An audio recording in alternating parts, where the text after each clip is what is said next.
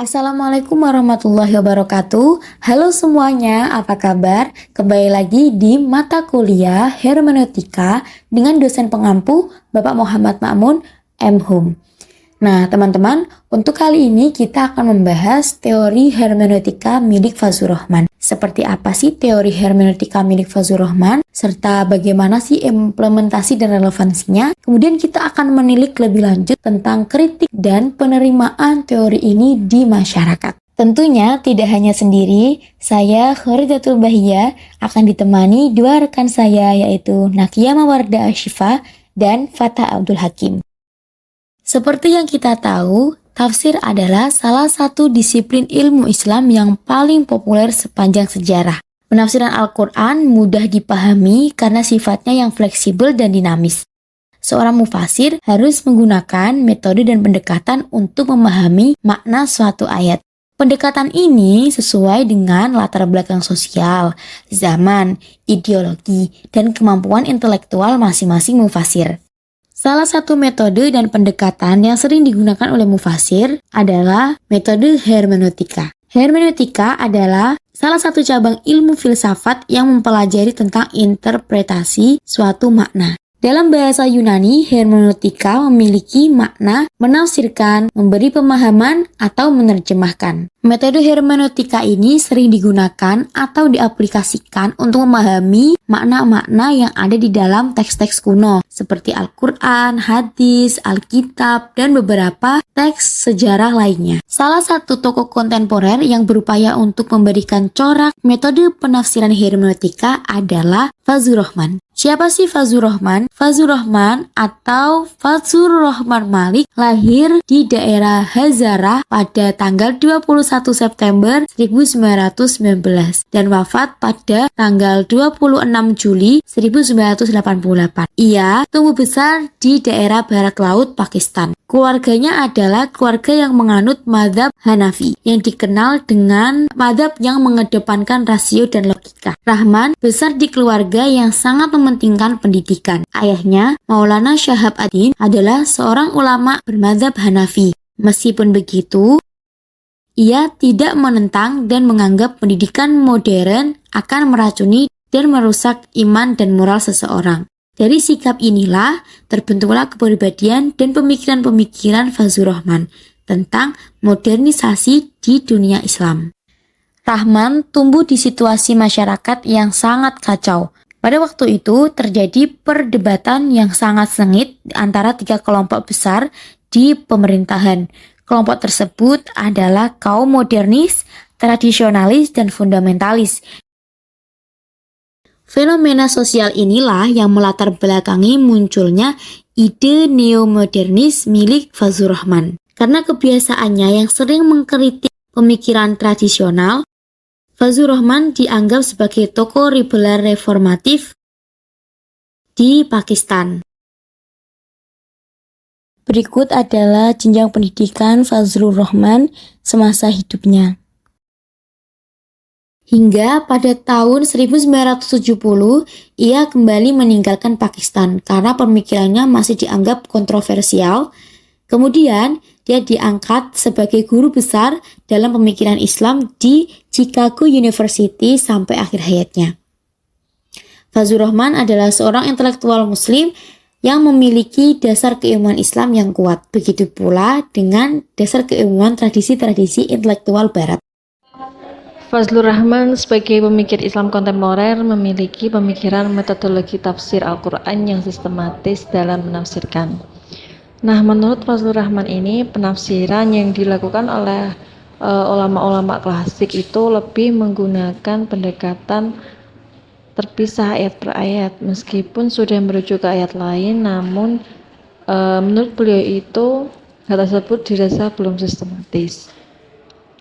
Nah, menurut beliau, penafsiran yang dilakukan oleh ulama-ulama modern juga itu masih cenderung subjektif dan mengemukakan pendapatnya pribadi dengan berbagai keyakinan dan praktik barat modern. Oleh karena itu, perlu adanya metode baru yang dapat digunakan untuk menafsirkan Al-Quran, sehingga nantinya dapat menemukan prinsip-prinsip dari Al-Quran di masa sekarang yang dapat memberikan solusi dalam berbagai persoalan. Teori hermeneutika dalam menafsirkan Al-Quran dari Fazlur Rahman ini yang paling populer yaitu teorinya double movement, di mana teori ini dirumuskan oleh Fazlur Rahman menggunakan dua langkah atau gerakan. Nah, gerakan pertama ini ditujukan pada makna dari satu pernyataan dengan mengkaji suatu masalah historis di mana pernyataan Al-Quran menjawabnya. Oleh karena itu, kajian tentang situasi yang berkaitan dengan masyarakat, agama, adat istiadat, atau secara lebih luas adalah konteks menyeluruh ketika Al-Quran turun, khususnya keadaan di sekitar Mekah. Nah, dalam gerakan ini, kajian itu diawali dari hal-hal yang khusus dalam Al-Quran, kemudian digali prinsip-prinsip umumnya, nilai-nilai, dan tujuan dalam jangka panjangnya. Selanjutnya pada gerakan kedua, kemudian dilakukan generalisasi jawaban-jawaban khusus tersebut sebagai sebuah pernyataan yang mempunyai tujuan moral yang disimpulkan dari petunjuk baik berupa ayat maupun petunjuk latar belakang sejarah yang ada. Yang harus diperhatikan dalam proses ini adalah Al-Quran merupakan satu kesatuan sehingga setiap makna yang dipahami, setiap hukum yang diambil, dan setiap tujuan yang dihasilkan akan saling berhubungan dan tidak ada kontradiksi di dalamnya. Nah, pada gerakan pertama yang harus dilakukan adalah memahami Al-Quran sebagai satu kesatuan. Mufasir harus memiliki pengetahuan mengenai Allah Subhanahu wa Ta'ala, hubungan antara Allah dengan manusia dan dengan alam, peran Allah dalam kehidupan, serta tujuan Allah dalam menciptakan manusia. Adapun gerakan kedua menafsirkan hukum yang terdapat dalam Al-Quran sehingga menghasilkan hukum baru yang kontekstual. Kemudian yaitu teori hermeneutika Fazlur Rahman ini memiliki beberapa karakteristik, yaitu yang pertama, lebih menekankan pada kebutuhan untuk memahami Al-Quran secara keseluruhan. Kemudian yang kedua, membedakan hukum umum dan hukum khusus. Yang ketiga, kemudian pentingnya pemahaman latar belakang dan konteks sejarah untuk memahami Al-Quran. Baik, terima kasih. Selanjutnya saya akan melanjutkan penjelasan tentang metode atau pendekatan hermeneutik Fazlur Rahman dan pendekatan atau metode tokoh yang lainnya. Hermeneutik Fazlur Rahman mengembangkan pendekatan hermeneutik yang menekankan pemahaman Al-Quran dalam konteks sosio-historis yang relevan dengan zaman saat ini. Pendekatannya melibatkan dua gerakan pemikiran heuristik, yakni penafsiran tradisional dan penafsiran sistematis.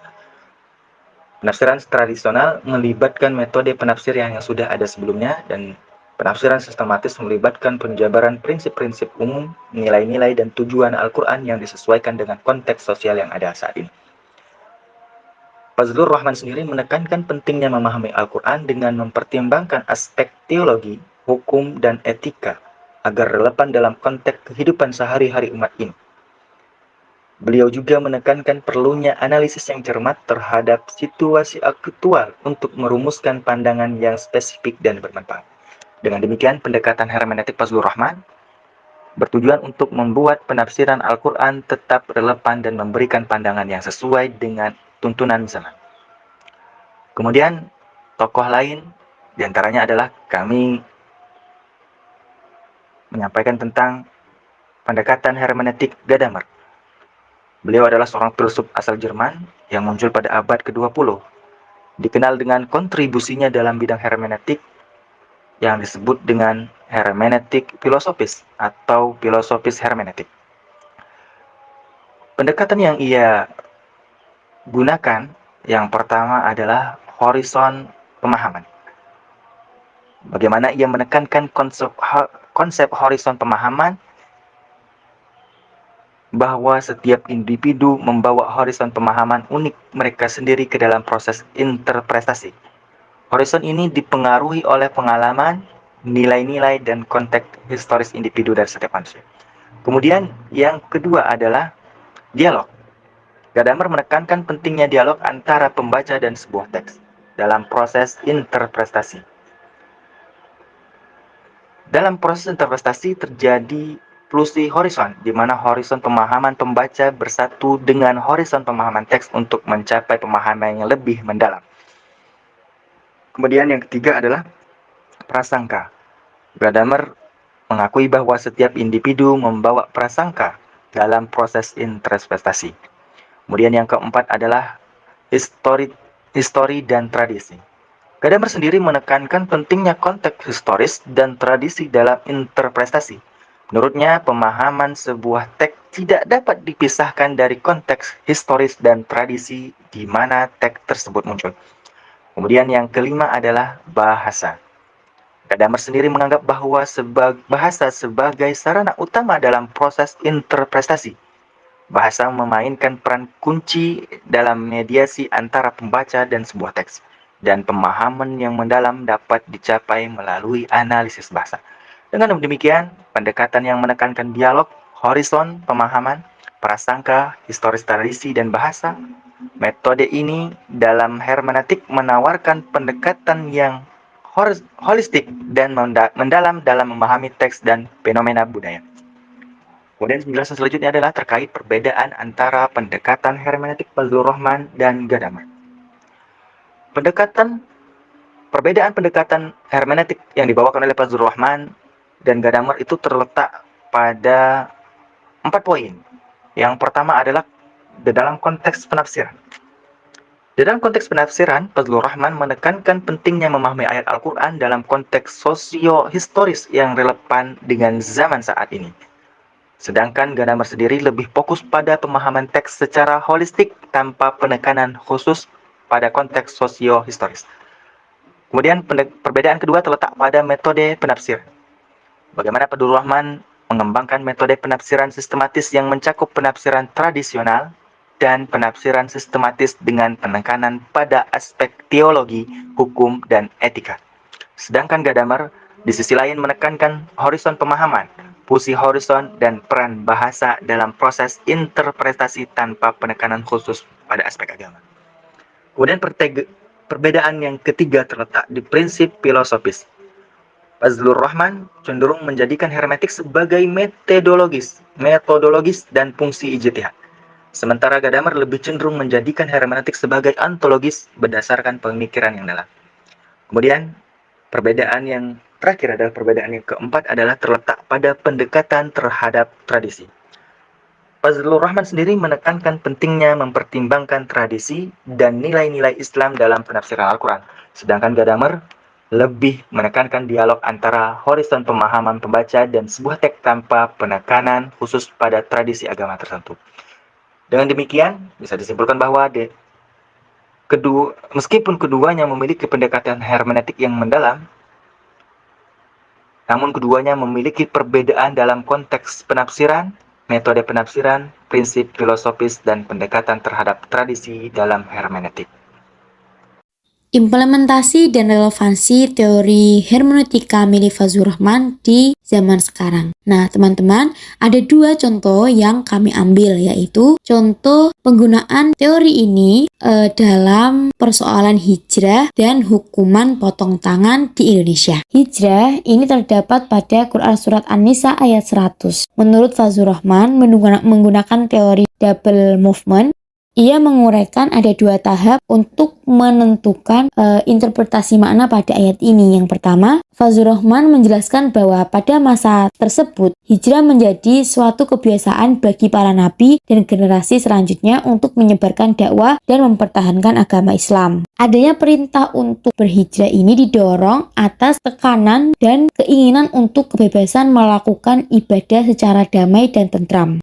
Karena dianggap kondisi Makkah pada waktu itu sangat mengancam kaum muslim pada waktu itu.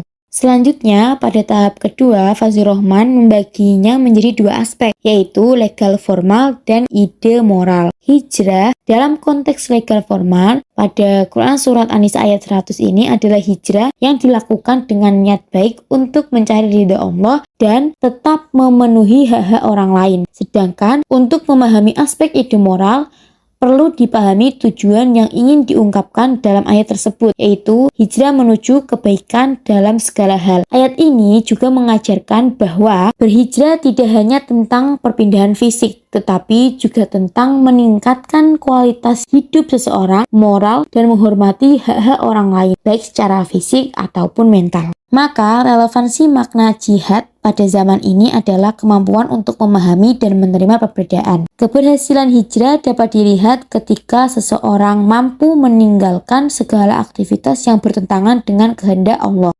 Kemudian contoh selanjutnya mengenai interpretasi ayat pada Quran Surat Al-Ma'idah ayat 36. Menurut Fazlur Rahman, kata "maka potonglah kedua tangannya" memiliki ideal moral untuk menghentikan kemampuan seseorang mencuri dan kemungkinan seseorang untuk melakukan tindak kriminal tersebut kembali. Rahman menilai bahwa hukuman potong tangan tersebut bersifat sadis dan tidak sesuai dengan HAM, sehingga hukuman tersebut tidak layak diterapkan dalam konteks zaman sekarang. Sebagai gantinya, hukuman penjara dapat diberlakukan untuk mencapai tujuan yang sama, yaitu memberikan efek jera kepada pelaku kejahatan, namun tetap mempertimbangkan aspek kemanusiaan. Demikian penjelasan mengenai teori hermeneutika Fazlur Rahman. Kurang lebihnya kami mohon maaf yang sebesar-besarnya. Assalamualaikum warahmatullahi wabarakatuh.